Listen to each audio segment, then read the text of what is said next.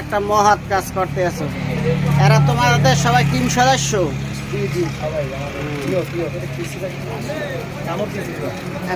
Free সেবা নাকি একদম ফ্রি?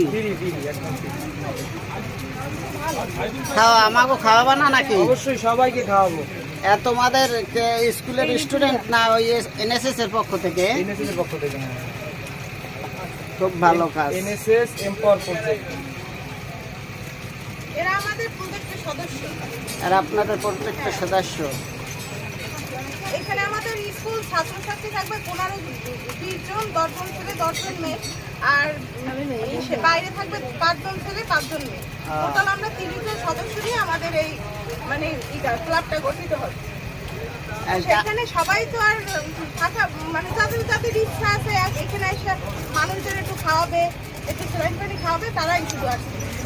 ও তাই না? ভাগাভাগি করে দিয়েছেন না এক সদস্য কাজ করে? আমাদের 30টা ক্লাব, 30টা ক্লাবে আমরা 30টা এরকম স্লাইড দিছি আর লিফলেট পাঠাই দিছি। মহিলারা আর পুরুষ নয়, সবাই খাইতে পারবে।